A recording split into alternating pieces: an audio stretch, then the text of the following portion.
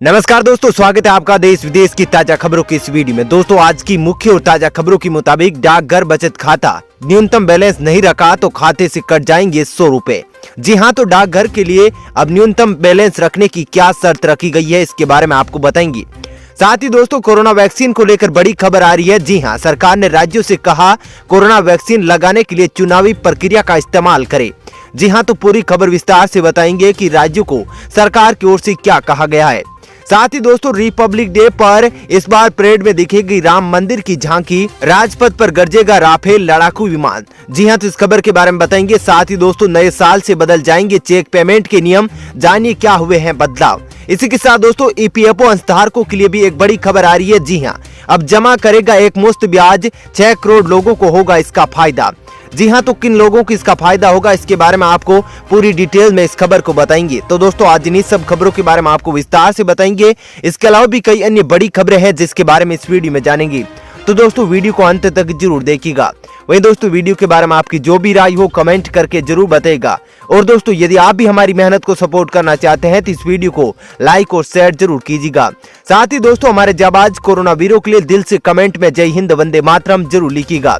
इसी के साथ दोस्तों, क्या आप भी गणतंत्र दिवस पर राम मंदिर की झांकी और राफेल के गरजने का इंतजार कर रहे हैं? यदि हाँ, तो यस जरूर लिखिएगा और कमेंट में अपनी सहमति जरूर जताइएगा। तो चलिए दोस्तों, एक एक करके सभी बड़ी खबरों को विस्तार से जानते हैं।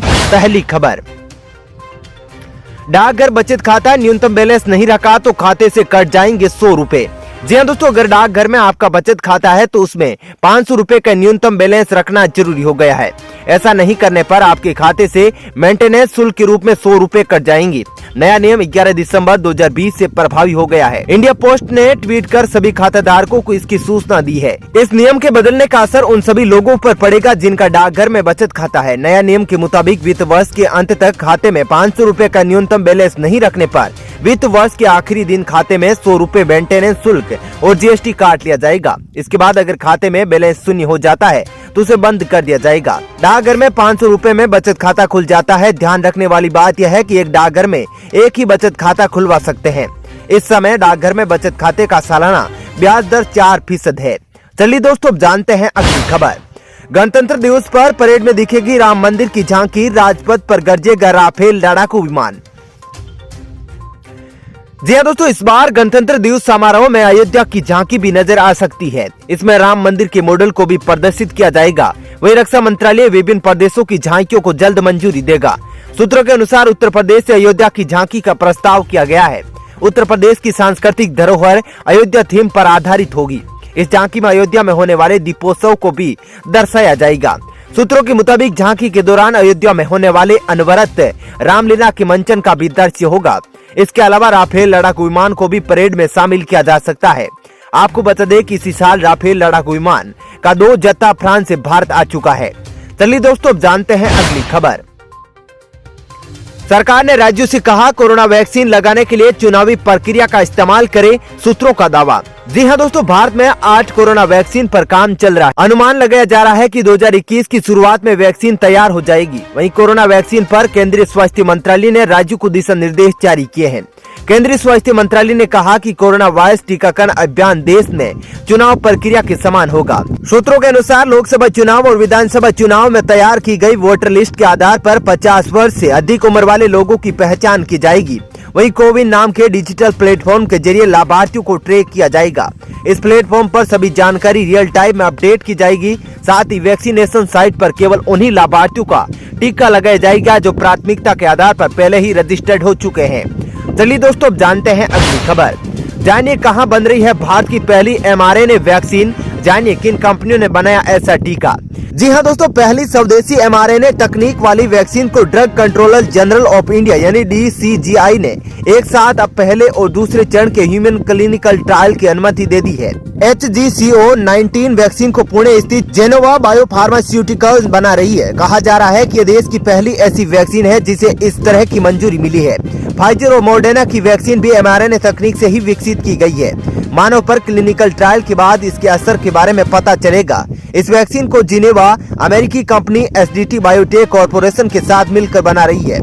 HGCO19 ने पहले से ही जानवरों में सुरक्षा, प्रतिरक्षा, तटस्थता और एंटीबॉडी गतिविधियों का प्रदर्शन किया है। इसी के साथ दोस्तों जिनेवा में पहले फाइजर और मॉडर्ना ने mRNA वाली वैक्सीन का ह्यूमनिकल ट्रायल कर लिया है। बता दें कि मॉडर्ना की वैक्सीन 94.5% असरकारक बताई गई है, जबकि फाइजर की वैक्सीन को 90% तक प्रभावी बताया गया है। चलिए दोस्तों अब जानते हैं अगली खबर। नए साल से बदल जाएंगे चेक पेमेंट का नियम, जानिए क्या हुआ है बदलाव। जी दोस्तों, नए साल की शुरुआत के साथ ही चेक पेमेंट से जुड़े नियमों में बड़ा बदलाव होने जा रहा है। बैंकिंग फ्रॉड पर लगाम लगाने के लिए भारतीय रिजर्व बैंक ने 1 जनवरी 2021 से चेक के डिपॉजिट पे सिस्टम लागू करने का फैसला किया है। आरबीआई के गवर्नर शक्तिकांत दास ने अगस्त से ही इस संबंध में घोषणा की थी। बता दें कि पॉजिटिव पे सिस्टम के तहत किसी थर्ड पार्टी को चेक जारी करने वाले व्यक्ति को अपने बैंक को अपने चेक की जानकारी भी भेजनी होगी। इस सिस्टम में 50,000 रूपए से ज्यादा के भुगतान वाले चेक को रिकन्फर्म करना होगा।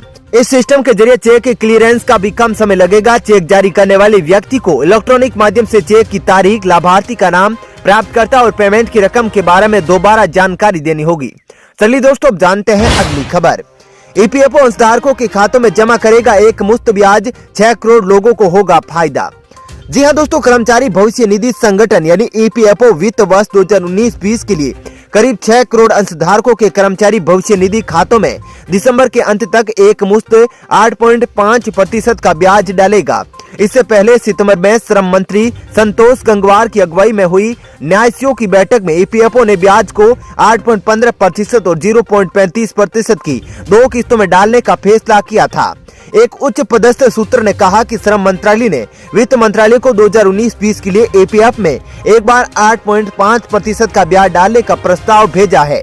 यह प्रस्ताव इसी महीने भेजा गया है। सूत्र ने कहा कि इस प्रस्ताव पर वित्त मंत्रालय की मंजूरी कुछ दिन में मिलने की उम्मीद है। ऐसे में अंशधारकों के खातों में ब्याज इसी महीने डाला जाएगा। साथ ही सूत्रों ने बताया कि इससे पहले वित्त मंत्रालय ने बीते वित्त वर्ष के लिए ब्याज पर कुछ स्पष्टीकरण मांगा था। वित्त मंत्रालय को यह स्पष्टीकरण दे दिया गया है। चलिए दोस्तों अब जानते हैं अगली खबर। देश में कम हो रहे हैं कोविड-19 के मामले, लेकिन कई शहरों पर अभी भी पीक का नहीं पहुंचा असर। जी हां दोस्तों, देश में अब कोरोना के मामलों में कमी आ रही है। ब्रिटेन में टीकाकरण की शुरुआत हो चुकी है और भारत में भी 3 दवा कंपनियों ने अपनी वैक्सीन की इमरजेंसी इस्तेमाल की मंजूरी मांगी है। संक्रमितों की संख्या में आ रही कमी को देखते हुए सभी के दिमाग में ये सवाल घूम रहा है कि क्या भारत में कोरोना की महामारी के अंत की ओर बढ़ रही है। वहीं कुछ लोग कोरोना के टीके से हो रही एलर्जी को लेकर चिंतित है। भारत में अभी तक किसी भी टीके को मंजूरी नहीं मिली है, लेकिन करीब 8 वैक्सीन है जिनका ट्रायल देश में चल रहा है। देश में ज्यादातर हिस्सों में जनजीवन सामान्य हो चुका है, लेकिन प्रशासन कोरोना को लेकर एहतियात बरतने को निर्देश लगातार दे रहा है। कम होते कोरोना के मामले से राहत मिलती दिख रही है, लेकिन लड़ाई अभी समाप्त नहीं हुई है। चलिए दोस्तों जानते हैं अगली खबर। गन्ना किसानों के लिए अच्छी खबर, एक पर्ची से अब तोल कराने में मिलेंगे 5 अवसर। जी हां दोस्तों, प्रदेश में गन्ना एवं चीनी आयुक्त संजय भूसरेड्डी का कहना है कि ईज ऑफ डूइंग बिजनेस के तहत गन्ना किसानों की विपणन संबंधी समस्याओं का सूचना प्रौद्योगिकी द्वारा ठोस निराकरण किया जा रहा है। साथ ही इसके लिए किसान को दफ्तरों के चक्कर न काटने पड़े और कृषक अपने समस्त गन्ने की आपूर्ति सुगमता पूर्वक कर सके। श्री भूसरेड्डी ने बताया कि यदि किसान की कोई पर्ची निर्धारित समय में न तुलवाने के कारण होइल यानी ओवर डेट हो जाती है तो उसी क्रमांक की पर्ची लगभग 7 दिन बाद ERP के माध्यम से स्वतः रिवेलिडेटेड होकर पुनः किसान को प्राप्त हो जाएगी, जिस पर HB अंकित होगा। यदि पुनः किसान रिवेलिडेटेड होकर प्राप्त हुई पर्ची पर निर्धारित अवधि तक गन्ना नहीं तुलवा पाता है तो उसी क्रमांक की पर्ची दोबारा रिवेलिडेट होकर पुनः किसान को प्राप्त होगी, जिस पर किसान अपना गन्ना तुलवा सकता है। यदि दोबारा रिवेलिडेट पर्ची पर भी किसान अपना गन्ना नहीं तुलवा पाता है तो किसान की पर्ची निरस्त न हो, इसके लिए व्यवस्था की गई है कि उस पर्ची को कृषक के मुख्य कैलेंडर के अंतिम पक्ष में 1 से 15 कॉलम तक लगाया जाएगा। इस प्रकार कृषक की होइल हुई पर्ची किसी भी दशा में बेकार नहीं जाएगी एवं उसे गन्ना तुलवाने के 4 अवसर प्राप्त होंगे। चलिए दोस्तों अब जानते हैं अगली खबर। किसानों को मुश्किल से बचा रहा मेघदूत मोबाइल ऐप, 3 दिन पहले पता चल जाता है मौसम का मिजाज।